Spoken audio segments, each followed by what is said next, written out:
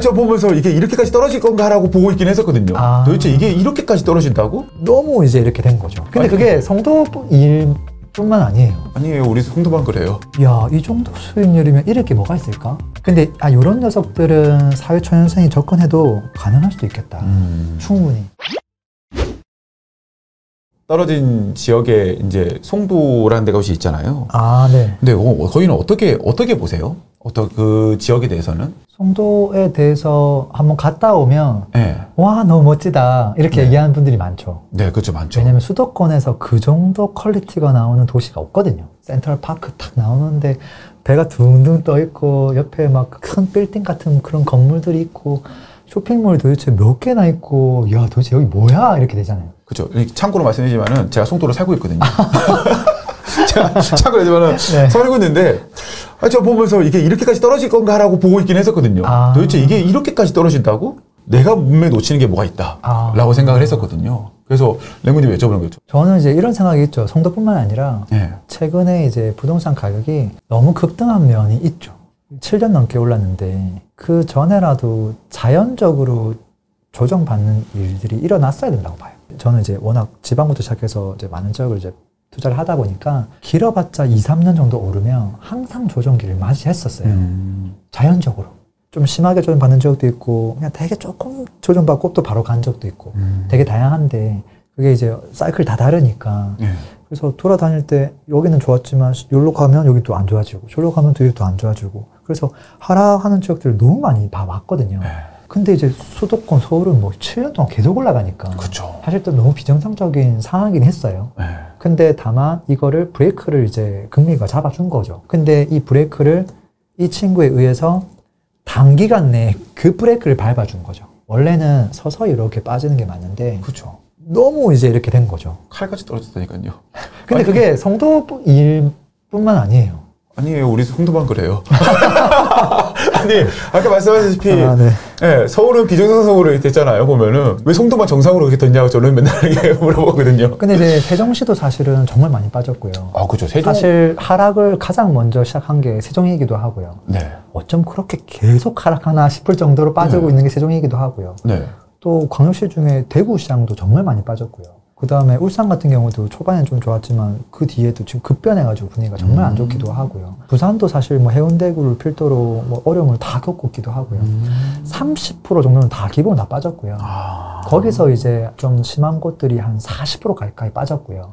전세 가격은 좀 심한 곳은 50% 빠졌어요.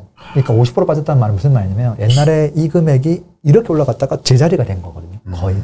한 7년 전 시세가 됐어요. 그런 지역들이 이제 몇 군데가 있죠. 근데 이제 전세가 매매 가격보다 대부분 다 조금씩 더 빠진 지역들이 많지만 유독 많이 떨어진 지역이 인천하고 대구, 수성구거든요. 근데 그 지역의 공통점은 그 직전에 단기간 급등을 했던 게 있어요. 세종시 같은 경우는 2020, 21년 사이에 그래프를 보면 서울이 7년 동안 오를 거를 얘 혼자 1년에 47%씩 상승했거든요. 말이 안 되잖아요. 안 되죠. 1년에 평균 그것도 제일 많이 오른 아파트가 아니라 그냥 평균적으로 평균 봤을 때 이러다 보니까 이거 너무 심하다. 그러니까 너무 많이 올라서 조정받는 거는 이제 맞는 것 같긴 하고요. 근데 그걸 지지부진하게 천천히 조정받는 것보다는 저는 세게 짧게 받는 게 낫지 않나라는 생각을 갖고 있기는 합니다. 사실은. 그리고 이제 송도에 대한 입지는 아무래도 광역시 중에 대장이잖아요. 그쵸. 인천 광역시 중에 대장. 근데 이제 송도랑 뭐 대구 광역시, 대구도 광역시잖아요. 수성구 대장. 그 다음에 부산 해운대구. 세 친구가 싸우면 과연 송도가 이길 수 있을까? 여기에서 저는 이제 질문을 먼저 하거든요. 대장 아파트 시세가 누가 더 비쌀까? 왜냐면 거기에서 이제 스스로 답을 할 수 있을 때 이 친구의 가격이 너무 많이 빠졌다, 아니다. 이것들을 평가할 수 있다고 보거든요. 왜냐면 대구, 부산, 울산 지역도 많이 빠졌긴 했으니까. 심지어 지금 대전 뭐 가장 좋은 크로바 이런 것도 많이 빠지긴 했고. 이제 그러다 보니까 하락률 측면에서는 큰 차이는 없다. 차이가 있다면 한 5% 정도 조금 더 빠졌다. 근데 이제 문제가 전세 가격 자체가 다른 지역보다 너무 많이 빠졌다. 그게 있죠.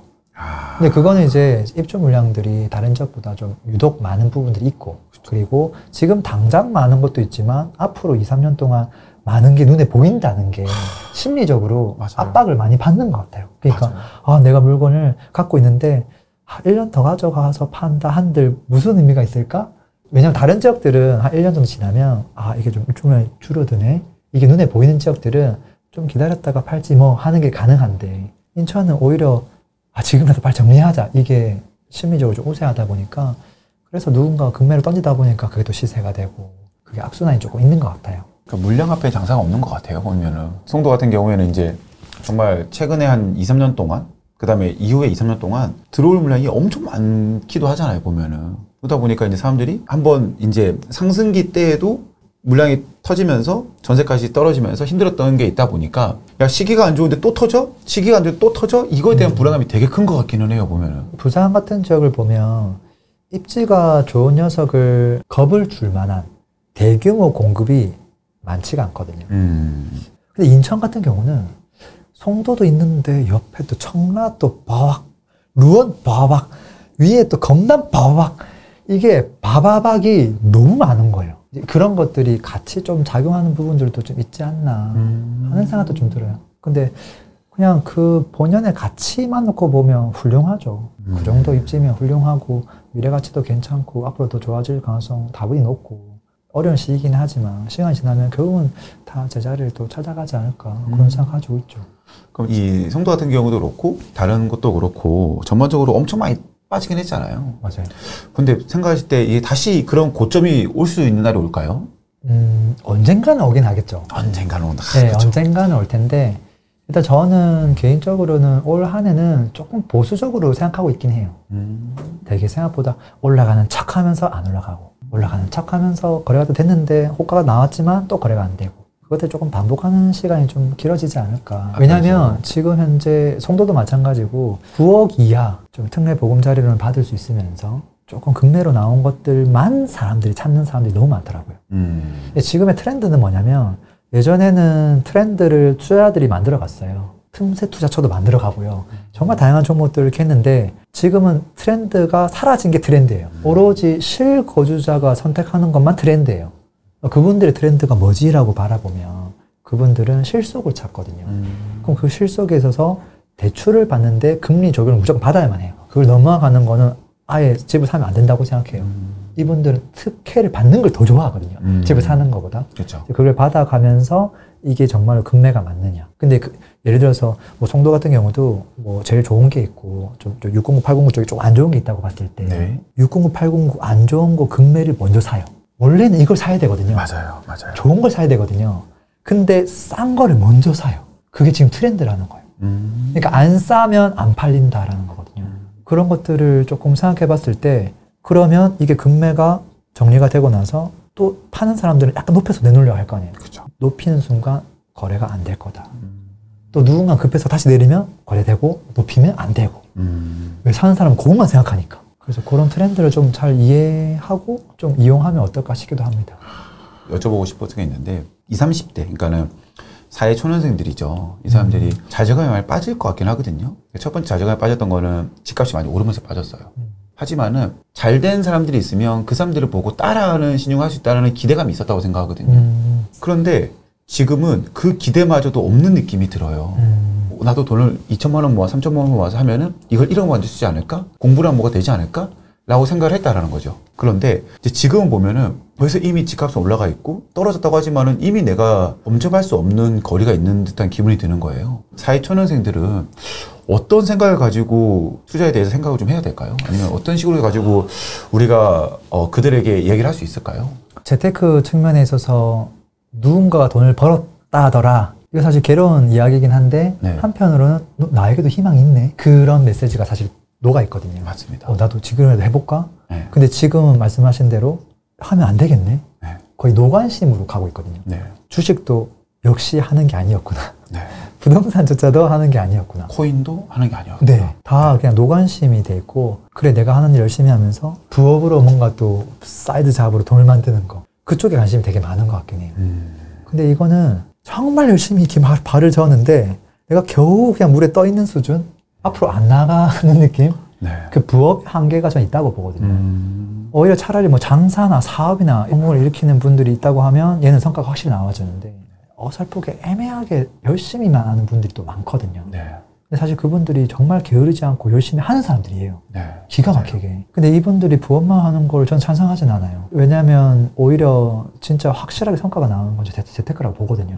주식 같은 경우는 사실은 이게 확률 싸움이 부동산보다 너무 어려운 게 있어요. 제 작년 12월 말부터 해가지고 주식에 미쳐가지고 하루 종일 주식만 연구한 적이 있어요. 그래서 매일매일 장 어떤 게 올랐는지 체크하고 깜짝 놀랐던 게 주식이 다 합쳐봤자 상장된 게 2,200개인가 밖에 안 되더라고요. 부동산 10분의 1도 안 되네. 엑셀로 한 3개월만 정리하면 이 회사 뭐 하는 회사인지, 매출이 얼마인지, 영업이익이 얼마인지, 성과가 얼마 줬는지 다 분석되겠는데? 괜찮은 회사들 분석해서 투자하면 되겠는데? 막 이런 생각으로 접근해보기도 했는데, 그렇게 접근을 하고 모니터를 하는데 제 예상과 전혀 다르게 가는 거예요. 근데 부동산은 이렇게 많이 다르게 가지는 않잖아요. 그렇죠. 근데 이제 20대 분들한테 어려움이 부동산은 시드머니잖아요. 생각보다 투자금이 많이 들어간다는 거. 네. 그리고 과거보다 금액대가 많이 올라와 있고, 그렇죠. 곱하기 2배 이상. 거기다가 예전보다 전세가율이 많이 낮아 있고, 네. 금리가 또 이렇게 올라가 있고. 그러니까 이게 투자 금액이 2 곱하기 2 곱하기 뭐 이런 느낌으로 들어가거든요. 네. 리스크도 마찬가지고. 어떻게 할 것이냐라는 건데, 우리가 생각해 보는 거죠. 그 상황에서 어떤 게 먼저 해소될 수 있는 녀석이냐. 그러니까 해소가 안 되는 게 있고 해소가 될 수 있는 게 있을 거예요. 금액이 이미 많이 올라가 있는 것들이 갑자기 반토막 나기는 좀 어렵겠죠. 이미 많이 떨어졌는데 요거는 이제 인정을 해줘야 되고, 남아있는 게 금리랑 뭐 아까 전세가율이라든지 레버리지 할 수 있는 것들이라고 저는 보거든요. 처음 시작하는 사람 레버리지가 되게 중요하잖아요. 그 대출이든 뭐 전세든 뭐든 간에.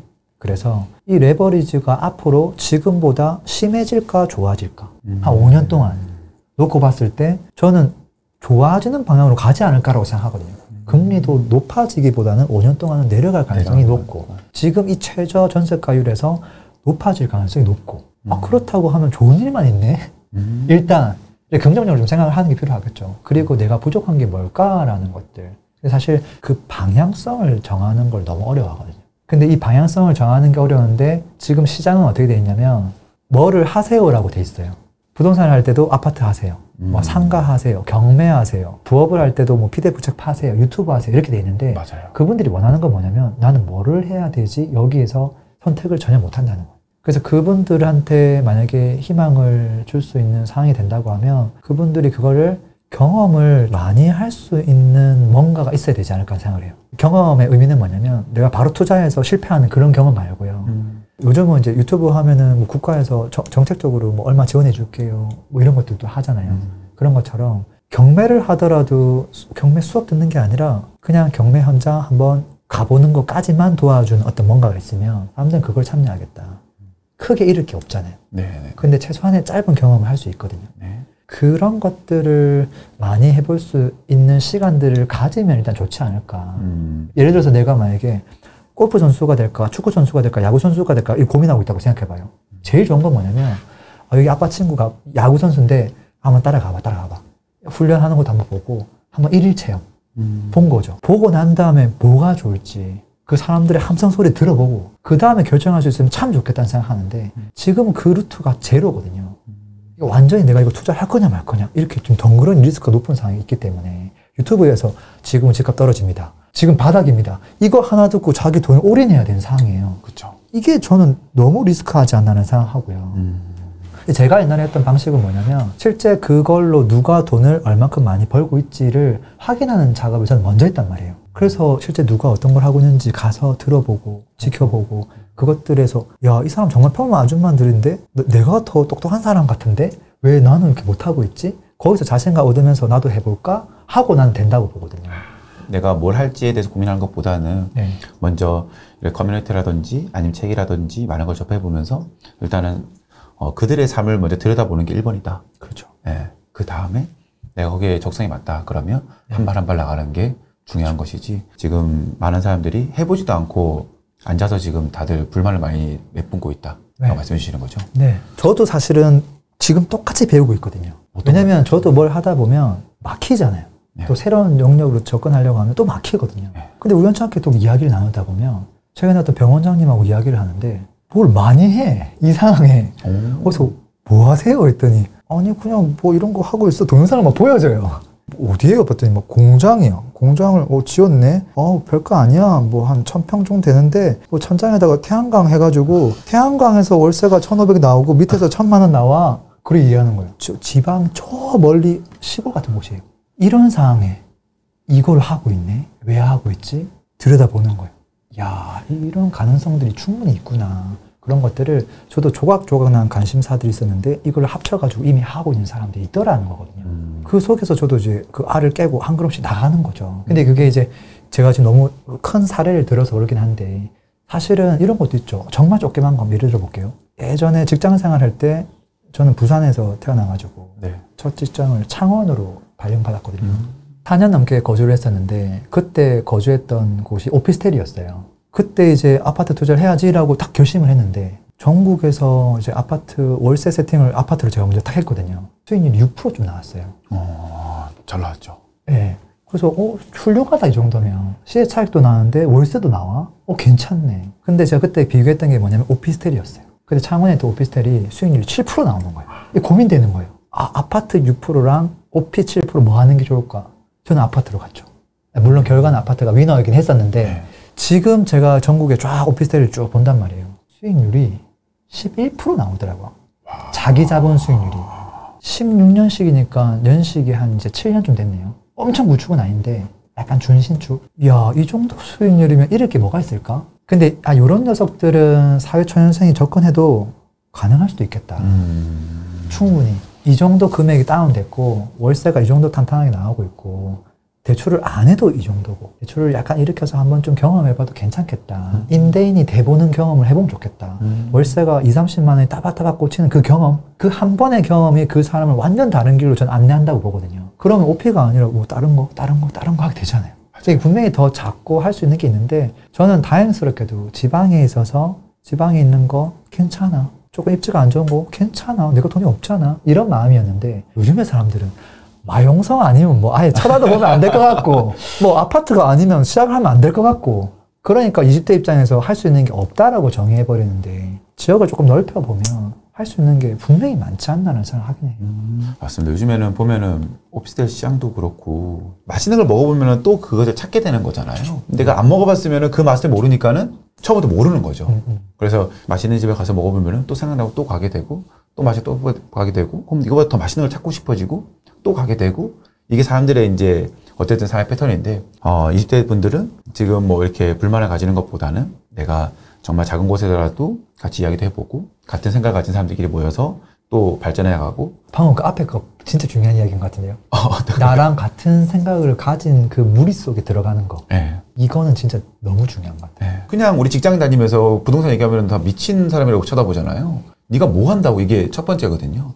네. 그런데 그 사람들이 같이 있으면은 용기도 없고 또 같은 생각을 공존하고 내가 궁금했던 거를 얘기했을 때 같이 얘기할 수 있는 그 공간이 있다는 게 중요한 거고 그들과 함께 또 내가 원하는 투자를 해보는 거고 수익 나고 그럼 또 공유하고 이게 정말 중요한 것 같긴 해요. 이제 투자를 망설이시는 분들에게는 내가 그냥 있기보다는 어쨌든 지금 시기 안 좋지만은 아까 말씀하셨다시피 1년 뒤, 2년 뒤에는 앞으로 좋아질 일만 있는데 그러면 내가 지금부터 준비를 해야지 라는 거는 굉장히 중요한 것 같습니다. 보면은. 혹시 마지막으로 혹시 뭐 다른 말씀 해주시겠으면 얘기해 주시겠어요? 요즘 좀 어려운 시장이다 보니까 네. 특히 이제 지금 거래를 가장 많이 하는 분들이 1주택자 분들이에요. 아까 1주택자에 대한 어떤 조언들 좀 해주긴 했는데 조금 빠뜨린 조언이 하나가 있어서 조금 추가를 한다면 네. 너무 무리해서 갈아타려고 안 하는 거. 그렇죠. 남들이 반포 같다고 해서 너무 배 아파하지 않는 거. 내가 할 수 있는 한도 내에서 하는 거. 그 다음에 타인과 비교하지 않는 거. 지금 같은 시기에서는 그게 중요하지 않나 하는 생각을 해요. 급하게 미친 듯이 욕심내서 할 필요 없다라고 생각하거든요.